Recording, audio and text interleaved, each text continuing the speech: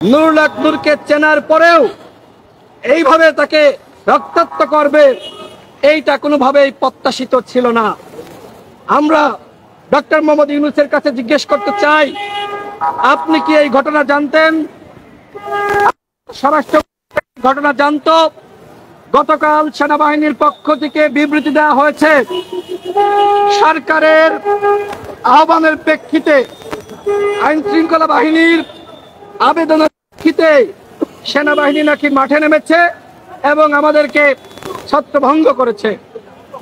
পুলিশের ঊর্ধ্বতন কর্মকর্তাদের সাথে আমার কথা হয়েছে, সরকারের উপদেষ্টাদের সাথে আমার কথা হয়েছে। আমাকে স্পষ্টভাবে জানানো হয়েছে সেনাবাহিনীকে গতকাল নামার জন্য সরকারের পক্ষ থেকে এবং পুলিশের পক্ষ থেকে কোনো ধরনের আবেদন করা হয়নি। তাহলে সেনাবাহিনীর কারা এইভাবে সরকারের নির্দেশনা ছাড়া মাঠে নেমে আমাদেরকে এইভাবে রক্তাক্ত করলো?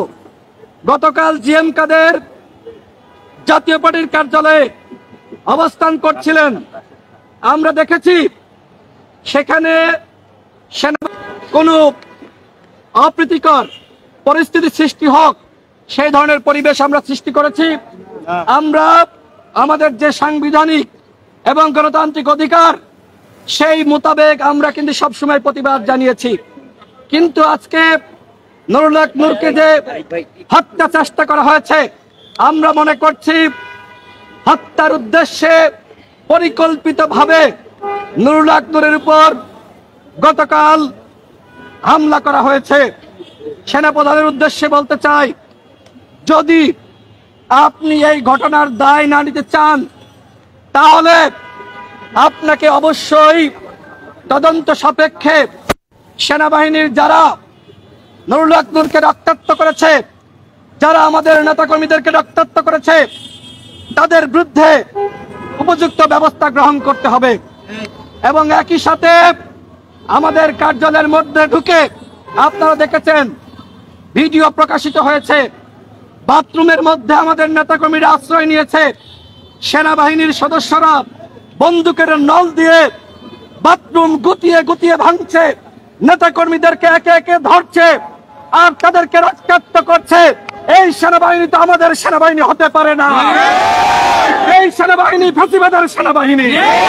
যারা আমাদের সাংবাদিক সম্মেলনে হামলা চালিয়েছে, কার্যালয়ের ভিতরে ঢুকে যারা হামলা চালিয়েছে, এদেরকে অবশ্যই শাস্তির আওতায় আনতে হবে। স্বরাষ্ট্র উপদেষ্টা, আপনার কাজটা কি? আপনি কি করেন? আপনি তো সেনাবাহিনীতে ছিলেন, আপনার কোন দায় আছে কিনা, আপনার কোন নির্দেশনা আছে কিনা সেটি আমরা জানতে চাই। যদি এই ঘটনায় আপনার কোনো দায় না থাকে তাহলে আপনাকে বক্তব্য দিয়ে অবস্থান স্পষ্ট করতে হবে।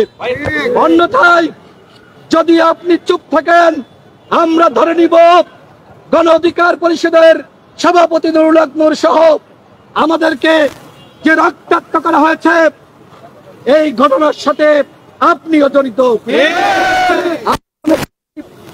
তার দায় থাকুক আর না থাকুক, স্বরাষ্ট্র উপদেষ্টা আপনি বাংলাদেশের আইন শৃঙ্খলা পরিস্থিতি কোনোভাবেই নিয়ন্ত্রণ করতে পারছেন না।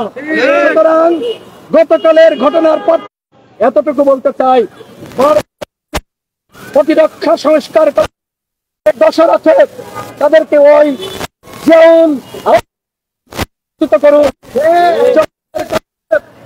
আপনি তাদের নাম প্রকাশ করুন, নতুবা আপনি যদি চুপ থাকেন পার্টির সংঘর্ষ না। আমাদের সংঘর্ষ হয় নাই, আমরা কার্যালয়ের সামনে অবস্থান করছিলাম, সেখানে সেনাবাহিনী এবং পুলিশ এসে আমাদেরকে রক্তাক্ত করেছে। আজকে নুরুল হক নূর তিনি আশঙ্কা মুক্ত নন, তার বিদেশে উন্নত চিকিৎসার জন্য ব্যয় লাগতে পারে।